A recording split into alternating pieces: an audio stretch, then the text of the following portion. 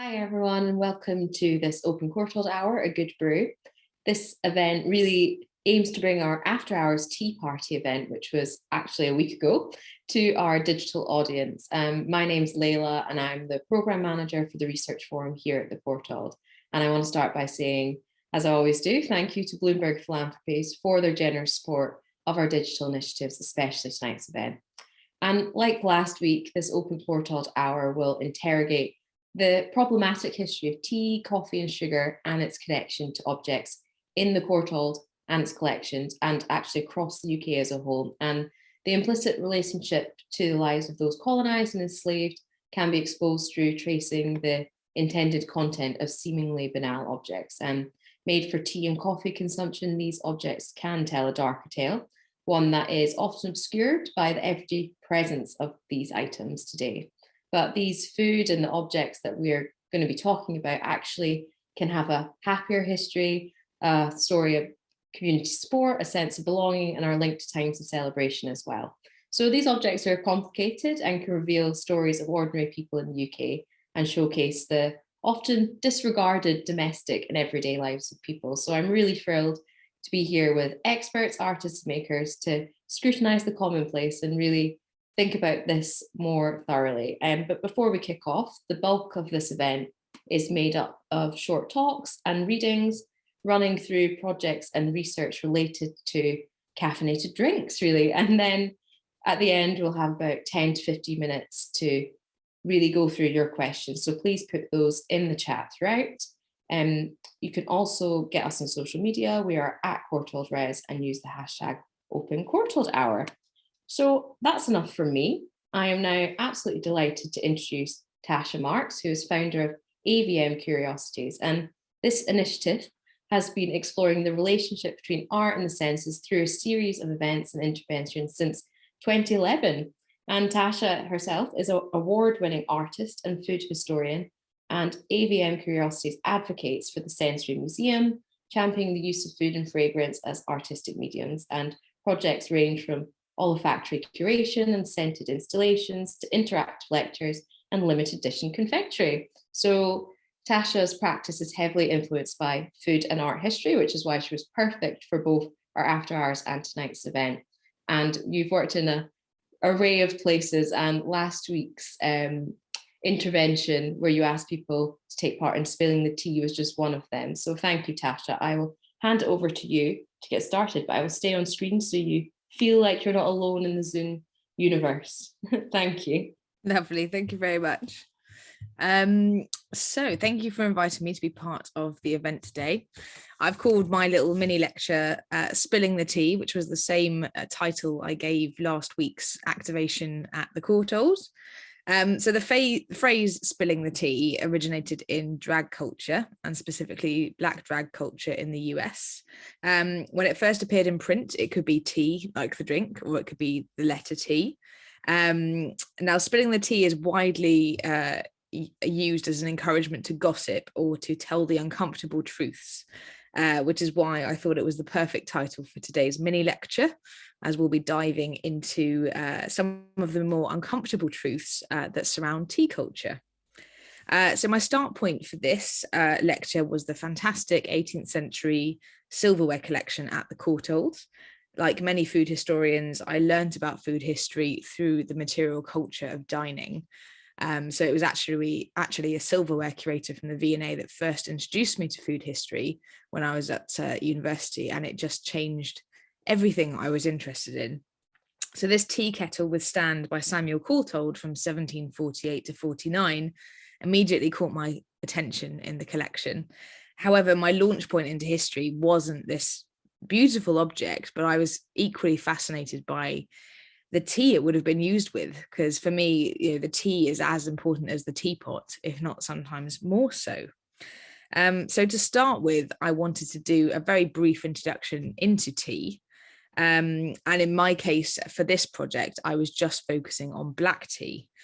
But what is black tea? So black tea is a type of tea that is more oxidized than oolong, green, yellow, and white teas. Black tea is generally stronger than the other teas, but all 5 types of tea are all generally made from the exact same species of plant. So the thing that gives tea its variety is often the terroir of the land. So much like wine is made from grapes, it is the variation in species, but also the variation of the land that gives tea such variety. So it's very much linked to the land that it's grown. And I feel that that's something that we've become somewhat disconnected from, because we see this end product and we forget about the lands that it came from. So black tea is a very flexible drink, which is part of its global appeal. It can be drunk hot or cold, sweetened or plain, with milk or without. I mean, that's a massive debate that we can potentially get into later.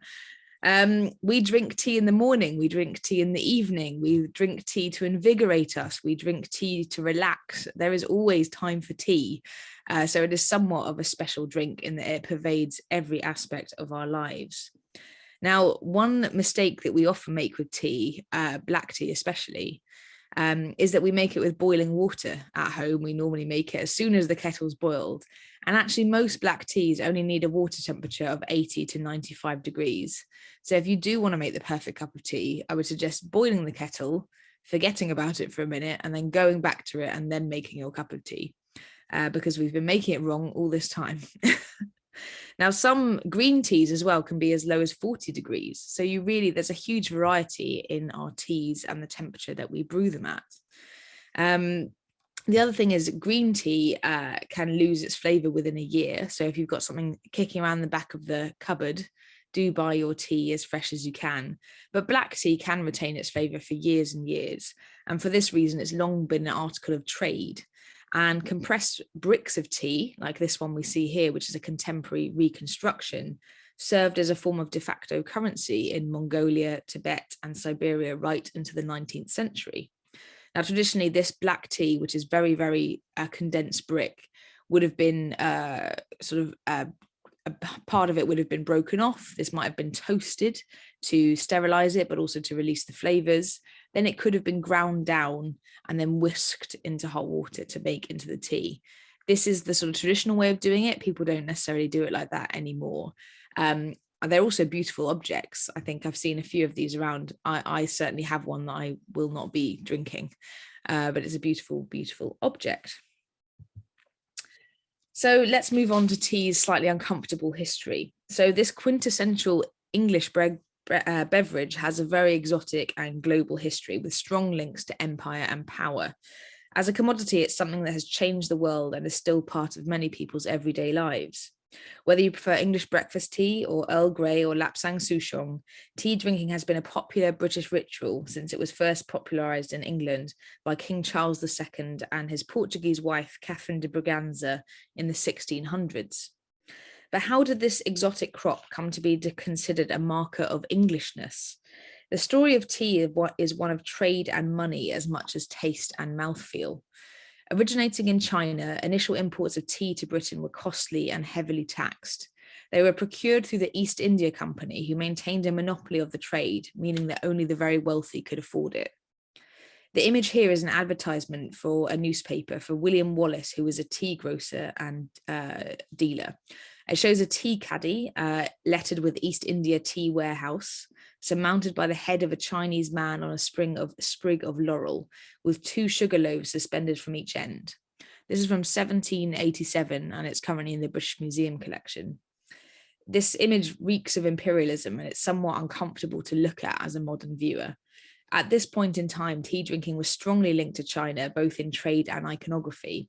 However, it was still out of reach as a foodstuff to many because it had 119% tax on it. Tea at this point was 10 times more expensive than coffee. Yet tea drinking still began to spread in popularity. And after the tax on tea was reduced to 12%, it became more affordable and started to replace gin as the go-to breakfast drink. So this popularity was really a shift. And in the 1830s, the first tea estates were established in the North Indian state of Assam. This went hand in hand with the Opium Wars in China. So as China refused to accept opium from England in exchange for tea, England looked for other places to source its passion for the brown stuff. So these vast plantations in India were part of the British colonization of India and Sri Lanka, with teas like Darjeeling and Ceylon ending the British Empire's dependence on Chinese imports. This was a shift of power that went far beyond a single foodstuff and into much wider debates about commodities, colonization, and power. Some say the British Empire was built on tea, but tea fueled England through more than taste buds. Tea was a catalyst for colonization and conflict that shaped the British Empire. By the Victorian era, tea drinking had become heavily ingrained in the English home. It was a beverage that was enjoyed by all echelons of society. However, one way in which tea experience differed was in the material culture of the table. Tea drinking for the wealthy came with a whole host of accessories: fine porcelain, teacups, bowls and saucers, decorative teapots, mahogany tea caddies, silver tea urns, exquisite table linens, and personalized tea blends. Tea drinking at home enabled upper-class women to entertain in mixed company without their husbands, and was therefore at the time fairly revolutionary. As a result, tea drinking was heavily associated with the home, in contrast to the more masculine external world of coffee, which is why we still go out for coffee and invite people over for tea. It doesn't matter what we're drinking, that sort of ritual still pervades today. Which brings me on to my black tea selection for last week's event, because I wanted to talk about the flavour profiles, because the variety of flavour in tea is so down to the terroir of the land in which it's grown, and it's so unique to each place. I wanted to choose a selection of teas that showed the breadth of producers and explore those histories through our stomachs. Now, what I'm going to list next is 12 types of black tea. It's by no means an exhaustive list of black teas. There are so many more variations and types that I didn't have room to include. Rise from Turkey and Sun Moon Lake from Taiwan are on my own list to try soon. And I encourage everyone to expand their tea horizons and try something new. The concept for this event was a pick-a-mix station where visitors could fill their own tea bag and with a blend of tea leaves from around the world to create a world brew and a sort of world view, if you like. And in creating an installation that asks the viewer to pay attention to where tea comes from, we're shifting that focus from the consumer to the producer. And in doing so, we're grounding some of the histories that so often go untold. And to start with, I did have to choose a very basic one, which is English breakfast tea, because I wanted to highlight this is actually, firstly, it's a blend of teas. It's not a single type of tea, but also it's a fairly modern creation. It was invented by Twinings in 1933. It was designed to be served with milk and brew quickly, and even sugar if you're so inclined. English breakfast tea contains a blend of Indian Assam, Ceylon, Kenyan teas, Chinese teas, Sumatran teas, Java, and even Darjeeling all mixed together. And each brand will contain different types. So an English breakfast tea from one brand will differ completely from one from another. It's a sort of umbrella term. And certainly for different tea types, so take, for instance, PG tips. The PG tips you drink today should taste exactly the same as the PG tips you drink in 3 years' time, but the actual teas that make up that blend will be different. So you have a sort of master tea blender who is there to create a continuity of flavour. So tea blending is actually a really interesting art form. Another blended tea that we sort of drink fairly regularly in this country is Earl Grey. This is a very pleasant light tea that's normally made from Darjeeling, Assam or Ceylon, but it's infused with bergamot oil. So bergamot is a type of citrus that's grown in southern Italy and is said to derive from a fusion of bitter orange and lemon. Now, Twinings claims to have originated Earl Grey tea for sale in the UK, having been given the recipe by the second Earl Grey in 1831. However, bergamot-infused teas existed long before that. And I wanted to talk about some destination teas. These are the ones that we often got in history. These were from particular places. So Assam in India. So Assam tea is a very bold, fragrant tea that isn't too overpowering. So at first sip, you have this sort of slight astringent tannic quality to it. However, it's got a rich aftertaste of sort of malty chocolate that makes it a really smooth tea. On the other hand, you have something like Darjeeling from India, which is a much lighter tea. So the flavor from Darjeeling comes from tiny Chinese tea genetics mixing with the Indian terroir. So Darjeeling is a very delicate black tea with a complex profile. It's often referred to as the champagne of teas and is one of the most sought after teas around the globe. Some argue that this is best served on its own without milk, and I probably would agree with them on that one. Then you have Kenyan tea. So Kenya is the third largest tea producer in the world after China and India. And today the Kenya Tea Development Agency promotes the advancement of tea horticulture amongst native tea farmers. By itself, Kenyan tea is full-bodied. It's sort of an alluring bouquet of citrus, anise, cardamom, and chocolate. We then move on to China with a tea called Lapsang Souchong. Known for its pine smokiness, Lapsang Souchong is a very bold tea. Today, it still flourishes in the Wuyi Mountains of Fujian province and is much favoured by tea connoisseurs everywhere. Tea historians maintain that Lapsang Souchong is actually the earliest of the black teas. It was created in the Qing era when the wars delayed the drying of the tea harvest.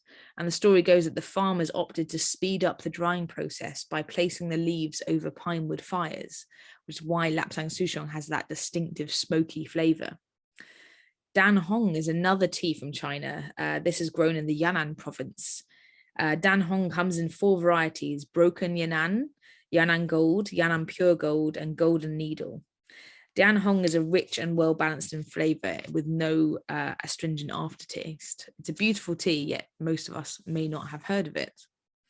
Then we move on to Ceylon tea, my personal favourite from Sri Lanka. The first tea plants in Sri Lanka originated from Chinese synthesis variety, which the British brought over in 1824. By 1840, the British were importing Assam tea seeds to the island colony in spades.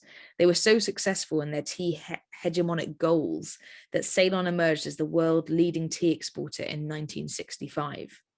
Now, Ceylon teas boast a full-bodied citrusy flavour with subtle chocolatey nuances. Then we move on to Nepal. Nepali tea is very aromatic, medium tea. It's lively and complex. It's grown in the foothills of the Himalayas, close to Darjeeling. Although it's not as well known as Darjeeling, Nepalese teas are equal in quality and freshness and are beginning to make inroads into the Western market. The bushes here were planted later than those in Darjeeling, resulting in a younger character and leaf. The growing height, the soil, the temperature, the air, and the rainfall all add to the flavour of this tea.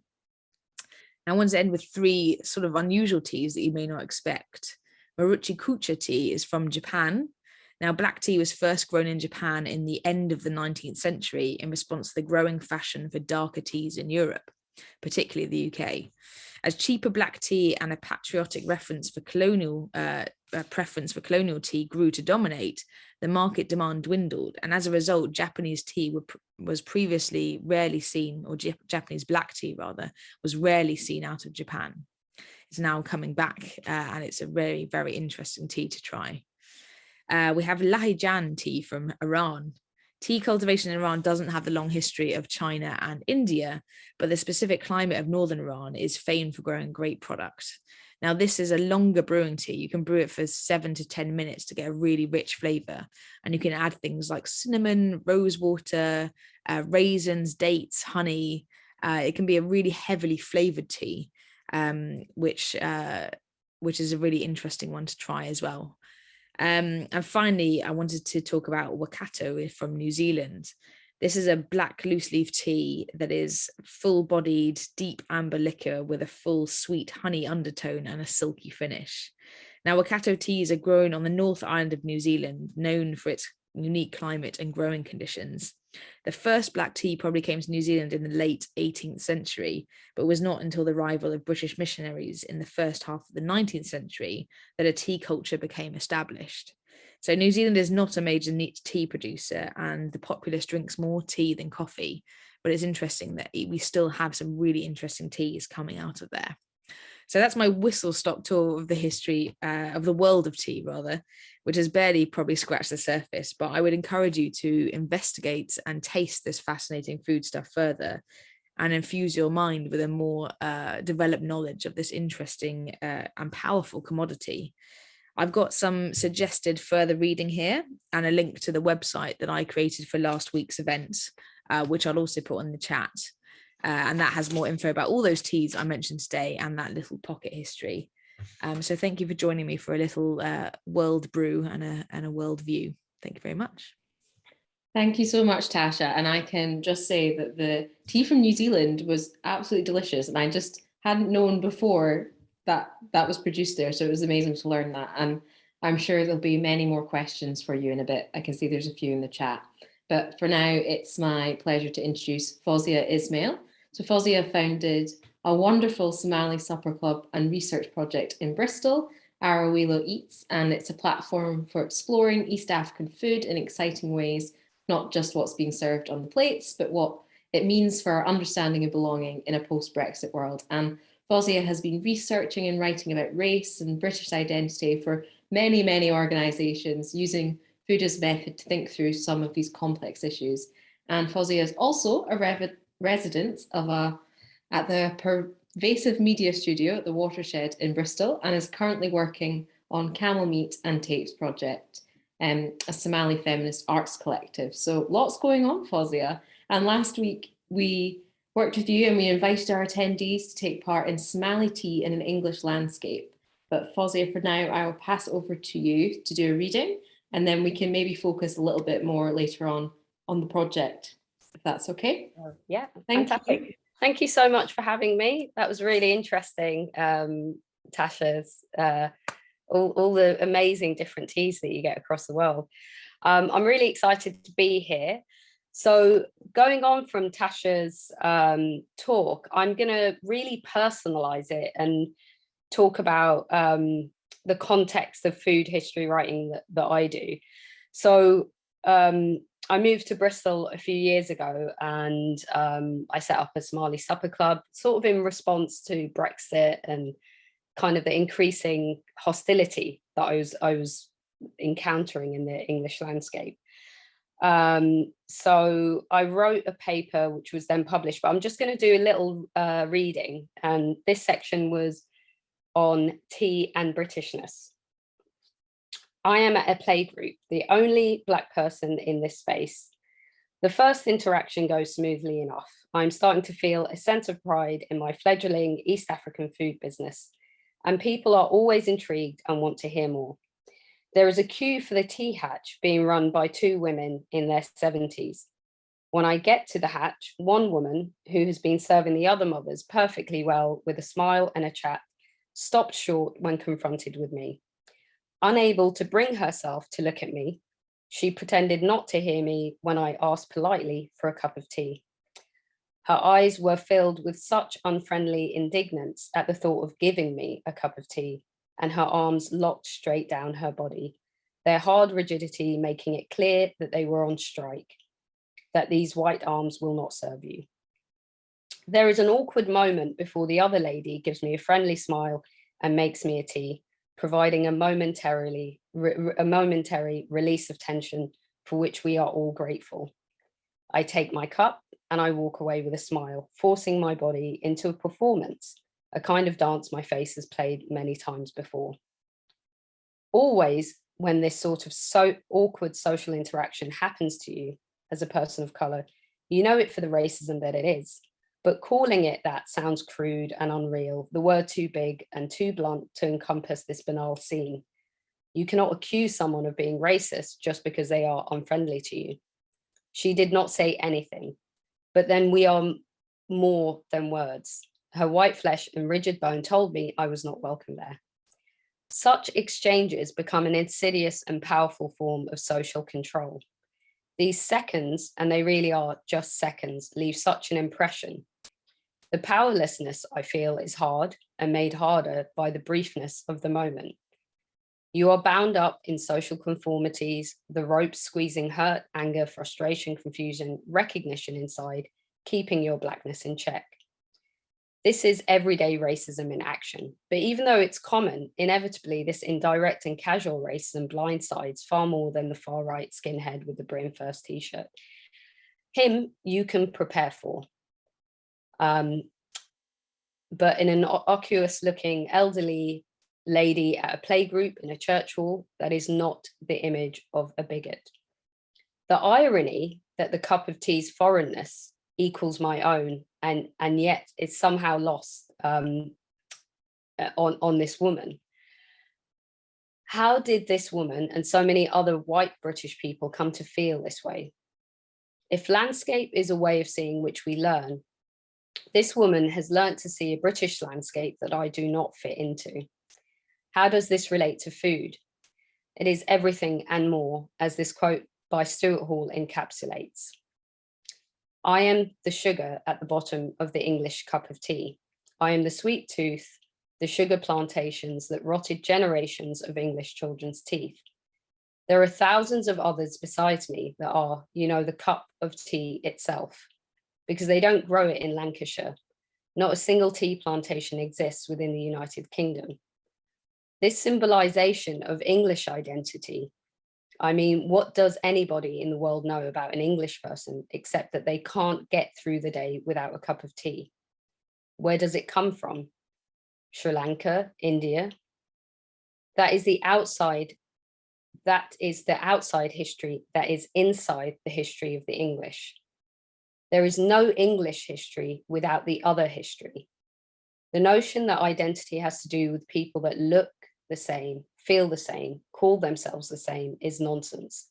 As a process, as a narrative, as a discourse, it is always told from the position of the other. Here, Hall calls out the fallacy inherent in British identity. How can a cup of tea come to symbolize such Englishness without any acknowledgement of the complex history that brought that seemingly safe and comforting cup of tea to our tables?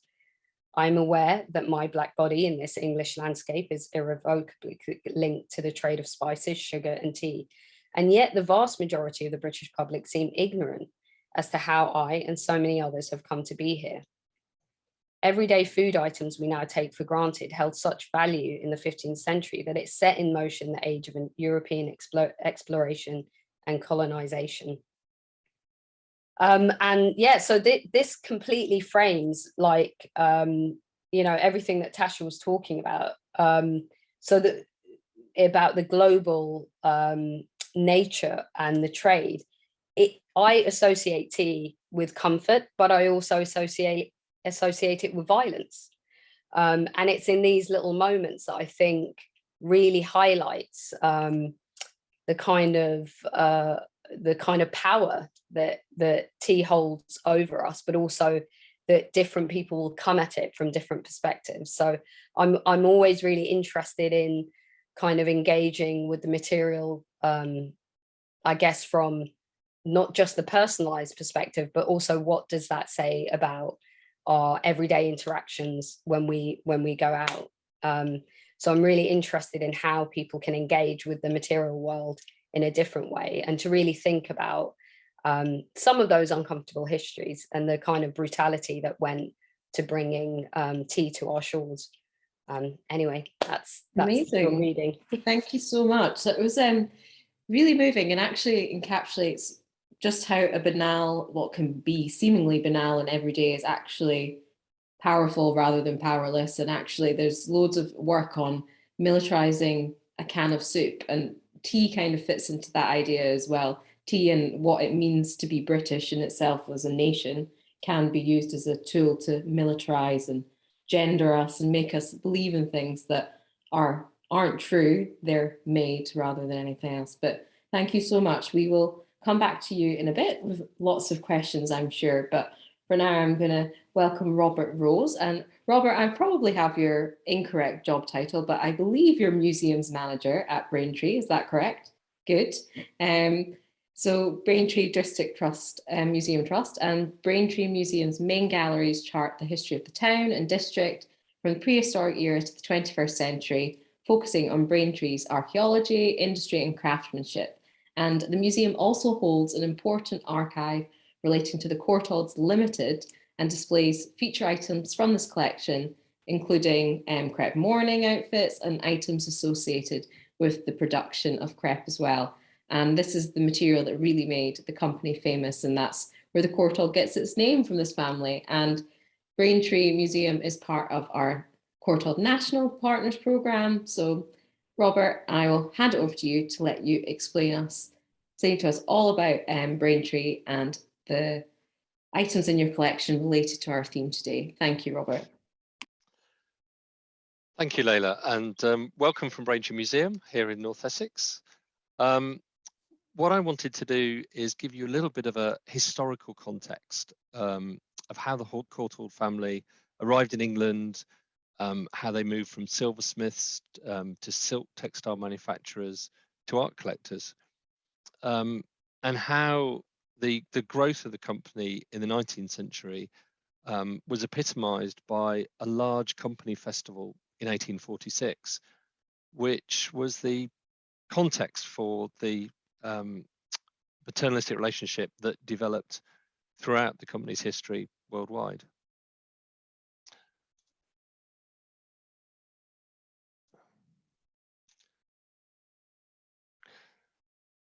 So the Courtaulds were originally French Protestants, though Huguenots, who fled in 1685 amongst 50,000 others that settled in England. And they included Augustine Courtauld with his son, who was a successful silversmith.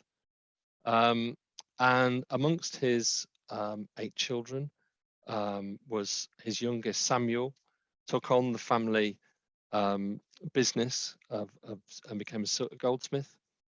And he married Louisa Verena Ogier, who was also a silversmith, as you can see here, her portrait here. And she was actually the last family member who was involved in the silversmith trade, because her father was a silk weaver. And their second son, George Courtauld I, became a silk throster. And it was George who in 1799 moved out into a little mill, flour mill in Pebmarsh in North Essex, close to Braintree, and converted it, set up a silk throwing mill. And his family moved into, and you can see the mill here, and then their house just next door. And having moved and set up the factory, he then passed it on to Samuel III, who was really the driving force behind the rapid expansion of Courtauld's success in the 1800s.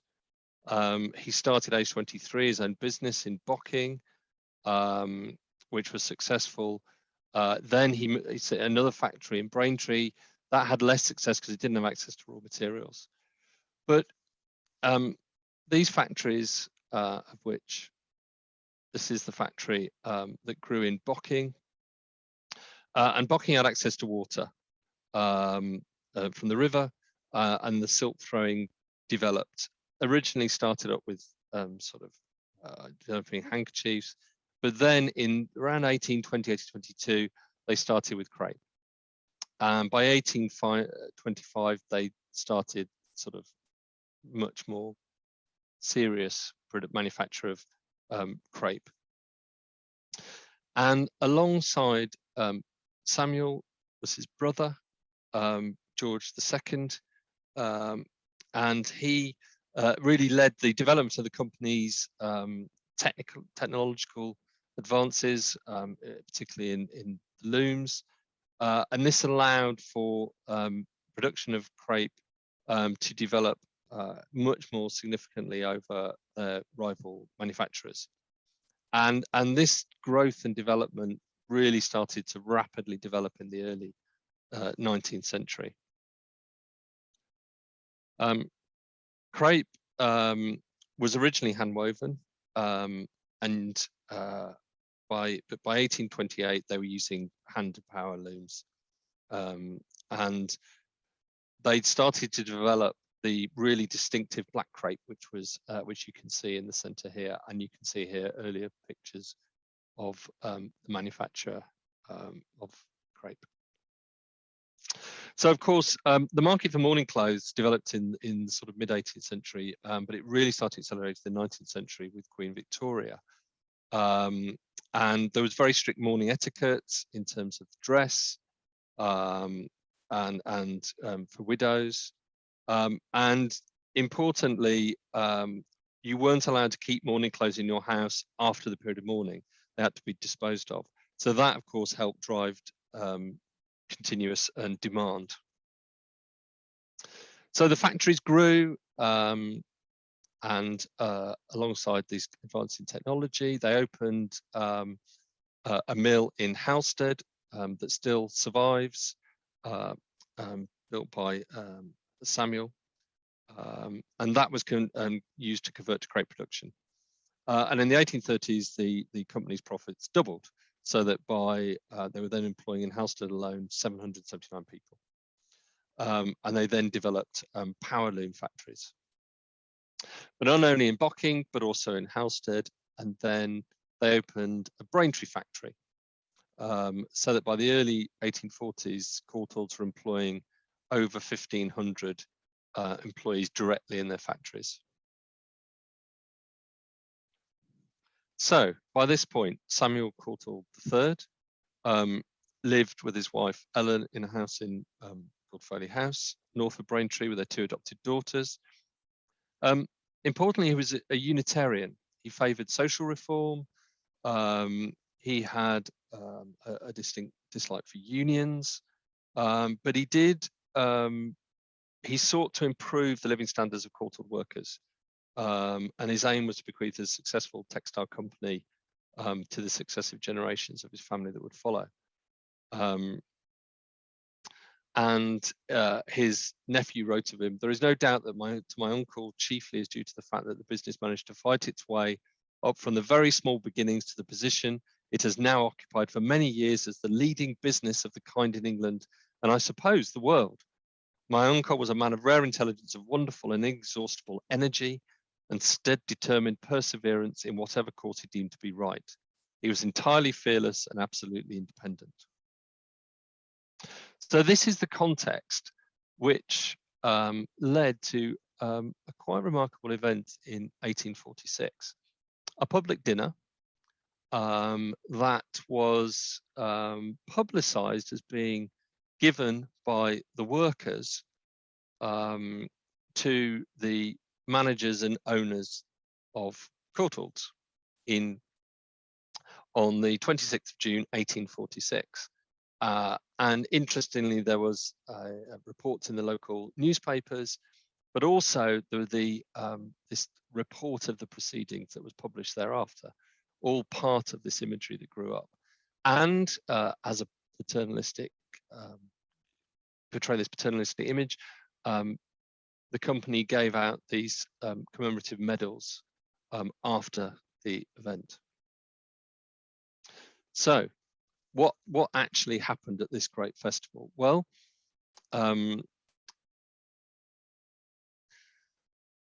the employees in the 3 surrounding towns where the factories, as you've just seen, had developed rapidly, of Braintree, Bocking and Halstead, they all met in their respective towns, and then they started to walk towards High Garratt, which was sort of where Samuel Courtauld's house was, and in the centre of the location of these 3 towns. So they met, they processed. When they got close to the house, apparently it was reported that they marched separately, because there was rivalry, but separately, 2 by 2 on either side of the road, in a procession that was a mile long. And in addition to over 1,500 employees that met at High Garratt, there was anywhere upwards of up to 5,000 to 6,000 additional spectators that also met and took part in the festivities later on. So, as you can see in these photographs here, this is at the top is the Foley House, and these are the roads that lead up to it. Sort of one of the few photographs that we have, earlier photographs that we have. site. And this is a stylized image of the festival. There was a marquee that was built to house 2,000 of the up to 2,000 employees and these spectators. And there were congratulatory speeches. Interestingly, this coincided with the abolition of the Corn Laws that had just proceeded through Parliament, and there was a lot of messaging about free trade being to the advantage of the manufacturers. But at the same time, the Courtaulds were very strong to reject another bill that was starting to emerge, proposing that there should be a 10-hour working day instead of the 12-hour working day that existed at the time. So the paternalism, you know, wasn't just for sort of altruistic reasons. You know, they had factories to run, they had employees to train, and they were developing so rapidly, they needed, you know, a really strong workforce. So anyway, on the day, after the requirement after the dinner was sort of served, there was the rest of these sort of spectators came in, and it was described as hundreds hied them to the tea table and enjoyed themselves amidst the rattle of cups and saucers, while hundreds of others coveted a beverage somewhat stronger, filled the booths and laid siege to the hams, the beer barrels and the wine hampers. So it wasn't unfortunately all tea. They obviously spent a day where not only the factories closed, but the businesses in the surrounding towns had also closed. At 9:30, there was a firework display from a Mr. Darby of London. And then at 10 o'clock, there was a bugle heard from Foley House, in which carriages, coaches, buses, and the humbler vehicles with pedestrians then made their way home. And the official report said that hence the moral tone, the gaiety without disorder, the gratitude without civility, the independence without rudeness, which characterized the whole proceedings, ended a day of you know, sort of this sort of perfect image of relationship between workers and owner. That is sort of, as I say, very much stylized in this picture here. But of course, this wealth that grew in the 19th century and then later at the turn of the 20th century, when the fashion for mourning crepe and demand fell, and led to then the development of artificial fibers and viscose, that saw a second rapid expansion and great wealth of the company, notably, of course, by Samuel Courtauld the fourth, who was the great nephew of Samuel Courtauld the third, of who you just heard about, being celebrated by the workers. And he began working for Courtauld as a company, became a director of the factory, and then in the 1920s, chairman of the company. So that the rapid expansion again of Courtaulds led to another boom. And you can then see the progression from silver to crepe, then to artificial fibres. And this, I hope, gives a little bit of an insight into the mid-19th century and the start of the company paternalism that did lead to development of education for the workers, that did lead to social facilities, but also led to you know, a huge expansion of the workforce, both locally and then worldwide. Epitomised perhaps in this grand tea party that wasn't to be repeated for until another 50 years, and shows how the journey from silver to crepe to art, the nation, actually rested on the back of a global textile manufacturer. Thank you very much. Fantastic. Thank you so much, Robert. We're now going to spend the rest of the time trying to get through as many questions as possible. So I'm going to invite everyone back on the screen.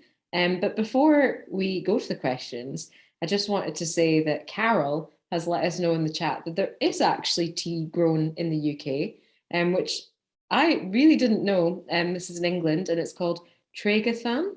I want to say. I did know about it. That quote, I get that every time I read that quote. The quote is from 1997. But yes, I did know about the Cornish Tea Company. It's not quite enough to cover our tea drinking habits, though. Definitely not. I know. I did also. Yeah, I googled if any tea was grown in Scotland, and I don't think so. It's definitely too cold. But I was just like, oh, maybe it can be, but no. But yeah, the first actual question we have is from Morag, and she's asking, as COVID affects the perception of smell and taste, has Tasha, and actually Fozia, this will be for you as well, food art practice been affected by the contemporary awareness of loss of smell as a widespread symptom, really, and has your approach really changed because of that and because of long COVID? I don't know who wants to go first. So during COVID, definitely our approach to the senses has changed completely. And for me as well, my background's in food history, but my practice for the last 10 years has been about introducing the senses into the museum space, whether that's through taste or smell. And during COVID, we were so surrounded by our own smells, our own spaces, that actually that sort of shared public experience was one of the first things that people craved, but also something that people were much more aware of, other people's smells, that sort of shared public experience of having a smell together or eating together, so that was a really interesting one. I think we became more sensitive to it, and in that way it became even more important to tell stories via those mediums. I think we sought those things out, we desired it, and actually people who lost their smell in COVID, hopefully the majority of people got it back, but they realized probably in that moment how important it is to your day-to-day life. And anosmia, the loss of your smell that people experienced during COVID as a symptom, was something I was aware of long before when I was training in perfumery, but it's become part of the public consciousness and how important really smell is as part of our way of understanding the world. Yeah, amazing. I remember when you were last on Open Courtauld Hour, you were talking about how you put perfume on before you would do an event, a Zoom event. And I remember all of us went away in the Courtauld and were like, that's a really good idea, because no one had been doing that, because you're like, but obviously you put perfume on for yourself, and without doing that, you're not, which is really interesting. But yeah, Fozia, what about you? Yeah, I think it's made, for me, the supper club's unviable really in COVID times, because it's a very intimate space. It's in my house. People come in, you're squeezed up, 14 people sitting on a long table. But what was interesting, I do a lot of food workshops, and it made that kind of just the practical side of doing workshops was really, really difficult, and trying to do stuff online. So I did find ways around how can you get people to be on the same page in Zoom. I remember making some frankincense essential oil to talk about Somali history with a group of kids, and I had to go and deliver like these oils to people's houses before the workshop, so that we could all open it together, so that at least we could, and that that was pandemic, but it meant that we could all engage in the workshop in a different way, so I mean yes, it's via Zoom, but you can find ways to still smell the same thing even though you're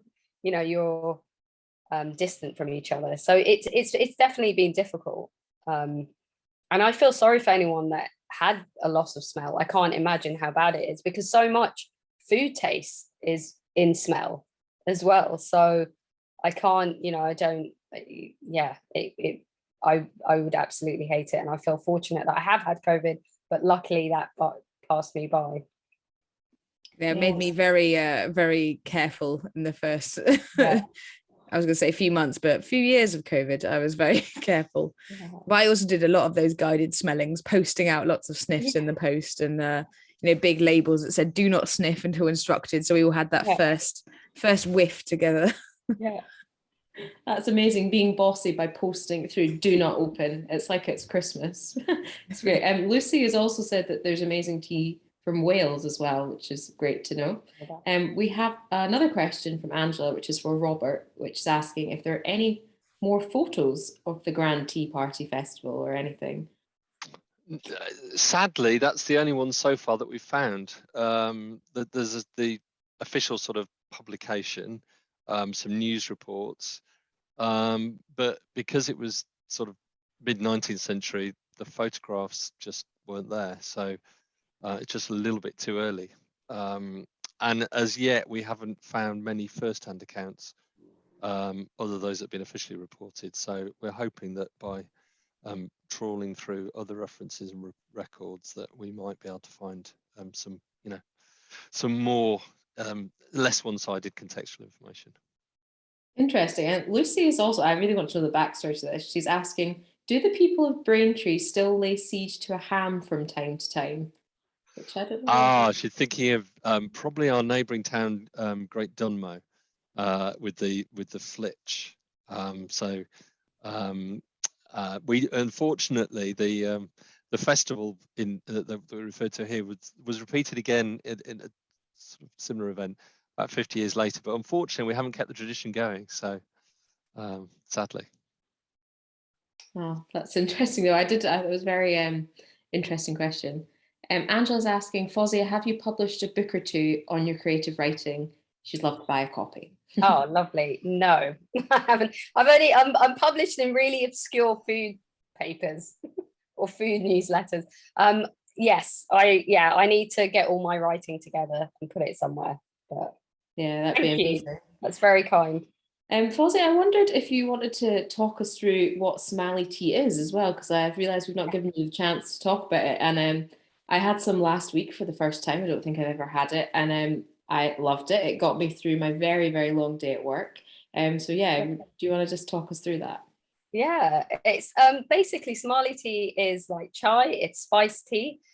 So you have lots of cardamom, cinnamon, black pepper, and clove, just a little bit of clove. And it's kind of, you really make it when guests are coming round, or for me, I make it on a Sunday when we go for long walks in the countryside, and it's really great for winter time. I need to try and make an ice version actually in the summer, because my boys miss it when I kind of stop making it in the summer, and then it comes back autumn and winter time is when we have Somali tea.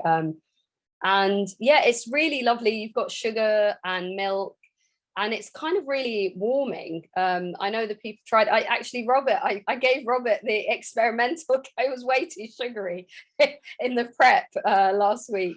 It was lovely. I've got a sweet tooth, so it was fantastic. I really enjoyed it. I kind of tasted it and went, oh my god, that's so much sugar. But that you would have had it the traditional way actually. So it would have lots of sugar in it normally, and it's just a really, because of our history with the spice trade and the kind of the silk route. It's so linked to that. We grow myrrh and frankincense, and we would exchange that for the spices. So we've always had these spices in our culture, and it's so part of all the food culture as well. And in fact, I spoke to a Somali woman that said she burned cinnamon, or to get as well, on top of frankincense, you burn. Some people burn spices today, and I found that really interesting. The idea of and actually it makes sense because it smells so lovely, doesn't it? The kind of mix. So I've never heard of that. So I was really interested to know that actually traditionally some nomads would also use that alongside the frankincense. Imagine it would burn very differently though, because Yeah. cinnamon's a bark, whereas I know. frankincense is a resin. I feel like there'd be a smoky element as well. Yes, yeah. So I really want to find out a bit more about the kind of the kind of burning of spices as well. Yeah. Really interesting. Now I kind of want to go see if I've got any cinnamon to just start burning, but that might not be a good idea when I burn the house down. Yeah. We have a question for everyone, which is from Acacia, which is, if you could have a cup of tea with anyone from an artwork or an artist, who would it be? Which is a very hard question, I think. It's all thinking faces now. Yeah.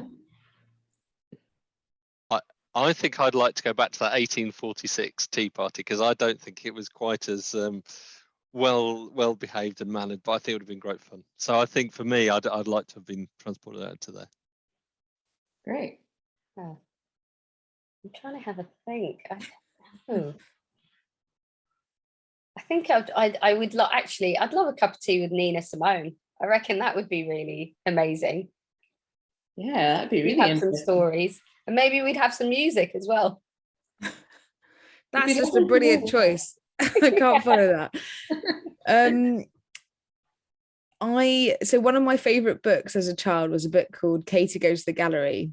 And I think it explains my career as an adult, because the story is that Katie basically climbs into all these pictures in the National Gallery and plays with the characters or has tea with the character. And there is a painting, I think it's of Madame de Pompadour, and she climbs in and has tea with her. And I feel like I should probably do that, seeing as it probably led to my career of exploring paintings through the senses. That's amazing. And now I'm also wondering, how did all these people have their tea? Because I'm more of a coffee drinker, I have to say. But when I do have tea, it's one of the few times I have milk. And yeah, never put sugar in my tea apart from when it's a chai. Really interesting. So we have another question, it might have to be our last, which is from Nadia. Do you think knowledge of the origin of tea in Britain would change users' tea habits? Which is actually an interesting question, because when you think about quite a lot of the early feminist movements and how women didn't put sugar in their tea because they thought this is how we're basically arguing against the slave trade and everything that came with it. So that's a really interesting question. But does anyone want to answer that? I think what's really interesting is if it could actually, it grows. It's tea, but it's also about all of our products, right, that we buy, and kind of really interrogating the stuff, like even chocolate, for example, the fact that there's still child slavery involved in chocolate. Tony's Chocolonely is the best, by the way, anyway, and they're child labor free. So I mean, it's just the idea that you still have quite poor labor practices in the production of tea, coffee, chocolate. But also, I don't know if people will change. It's very addictive, isn't it? I mean, everyone loves tea, chocolate, coffee. Like, it's sort of part of our everyday kind of, you know, I can't imagine living life without these things. But I do think if you can afford to, maybe think about your supply chain and where you're buying and who you're buying from. But I don't also think it's all down to the consumer. I think it should be a lot more regulated by government. That would be a wonderful thing to see. Yeah, absolutely. We can't put it on individuals who, because a lot of the fair trade stuff is slightly more expensive. If you don't have the money, it's not your fault, you can't pay for it. But yeah, what about you, Tasha and Robert? What do you think?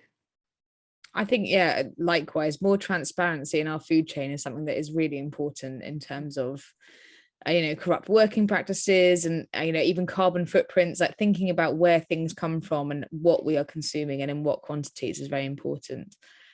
Also, I mean, only very recently, my sister-in-law thought that Yorkshire tea was from Yorkshire. So I do think transparency or just awareness of where tea comes from would be, it's part of the story. And I think storytelling with brands and with products is very important. And that can be used as a positive and an educational way, Yeah, and I think during all the lockdowns, a lot of people started to really think about where they bought their food. And I don't know if we lost a little bit of momentum when everything started to go back to normal, as they say. But yeah, that was really something that came out of it. And it would be sad if that was lost. But yeah, Robert, did you want to add anything before we round up? I just think just as with the food industry, it's also with the clothing industry, with fashion, with textiles, same issues. And not necessarily even just in this country and worldwide. And I think it's so, as I think, as you say, it is more sort of transparency and awareness, and the more we have, then the better the long-term outlook for us all. Definitely. Well, thank you all so much. That's all we have time for. Yeah, thank you again to Bloomberg for sponsoring us, and Tasha, Fozia and Robert for all your time and expertise both last week and tonight. We really appreciate it. Everyone at home, remember to see what else we have on at the Courtauld and the Research Forum. We have an array of in-person, online and hybrid events at the moment. So yeah, a bit for everyone. So check this all out online, and I hope to see everyone really soon. Thanks everyone. Bye for now. Thank you. Bye guys. Thanks.